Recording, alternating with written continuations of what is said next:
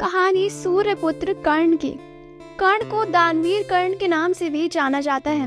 महाभारत के कई ऐसे पात्र हैं जिनमें हमें बहुत सी अच्छाई देखने को मिलती है और बहुत से ऐसे भी हैं जिनमें काफी बुराई भी देखने को मिलती है। या यूं कहे कि जो आपके लिए गलत है वो किसी और के लिए सही भी हो सकता है। और ये बात सच होती है महाभारत के एक पात्र कर्ण पर, क्योंकि जो कर्ण पांडवों के लिए गलत था वही कौरवों के लिए उनका शुभचिंतक था। अब अगर हम बोले कि एक व्यक्ति ऐसा भी था जो था तो कौरवों में से, पर स्वाभिमान उसका पांडवों जैसा था। नमस्कार, स्वागत है आप सभी का निष्ठा भारत में, और मैं हूँ आपके साथ कनिष्का शर्मा।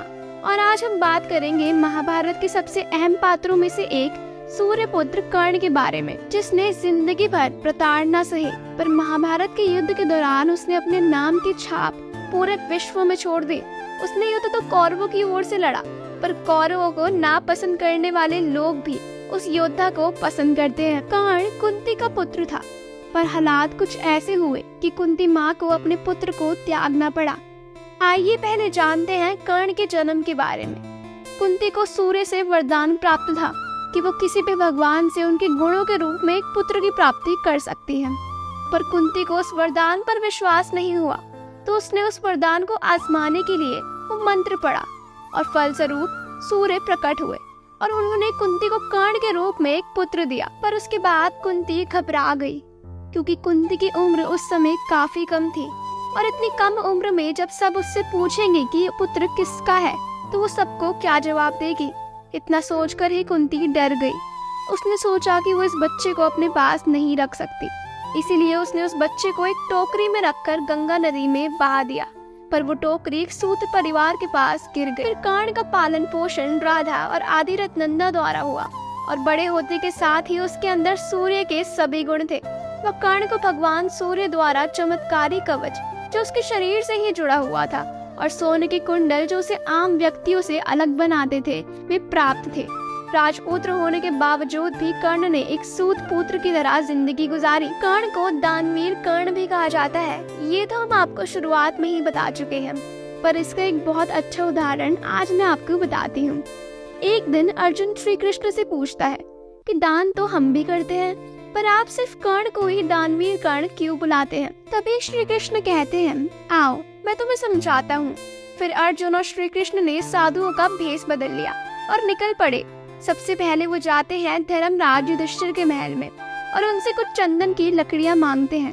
तो युधिष्ठिर अपने मंत्री को भेजता है चंदन की लकड़ियां लाने के लिए। उसका मंत्री कुछ समय बाद ही वापस आता है और युधिष्ठिर को कहता है, महाराज लकड़ियां तो खत्म हो गई। फिर युधिष्ठिर कहता है कि जाओ नगर में से कहीं लकड़ियां लेकर आओ। तो उसका मंत्री जाता है, वह पूरा नगर छानता है, उसे लकड़ियां नहीं मिलती। वो फिर युधिष्ठिर को आकर कहता है, महाराज पूरे राज्य में चंदन की लकड़ियों का अकाल है, कहीं भी लकड़ियां नहीं मिले। इतना कहकर युधिष्ठिर साधु बने श्री कृष्ण और अर्जुन को बोलता है, महाराज कृपया मुझे माफ करें, मेरे पास चंदन की लकड़ियां नहीं है। इतना कहकर युधिष्ठिर उन्हें विदा कर देता है। फिर श्री कृष्ण कहते हैं, अब चलते हैं कर्ण के दरबार में। इतने में वो दोनों कर्ण के पास जाते हैं। वह उससे चंदन की लकड़ियों की मांग करते हैं। कर्ण भी अपने मंत्री को लकड़ियां लेने के लिए भेज देता है। वह उसका मंत्री उसे आकर कहता है, महाराज भंडार घर में एक भी चंदन की लकड़ी नहीं है। फिर वो मंत्री को कहता है, जाओ नगर में से लकड़ियां ढूंढ कर लाओ। वह उसका मंत्री कुछ समय बाद आता है और कहता है, महाराज मुझे कहीं भी लकड़ियां नहीं मिली। इतने में ही अर्जुन वहाँ से जाने लगा, पर श्री कृष्ण वहीं खड़े थे। इतने में कर्ण कहता है, रुकिए महाराज, और अर्जुन पीछे मुड़ता है।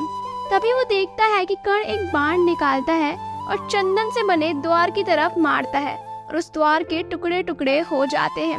फिर कर्ण कहता है, महर्षि कृपया इन लकड़ियों को स्वीकार करें। इसके बाद अर्जुन और श्री कृष्ण वहाँ से चले जाते हैं, और अर्जुन श्री कृष्ण को कहता है, मान गए प्रभु आपको। तो ऐसे ही कर्ण को दानवीर कर्ण नहीं कहते हैं। ये छोटी सी कहानी ही कर्ण के व्यक्तित्व को प्रदर्शित करती है। कर्ण भले ही कौरवों की तरफ थे, लेकिन इतिहास के पन्नों में कर्ण का नाम सुनहरे अक्षरों से लिखा हुआ है।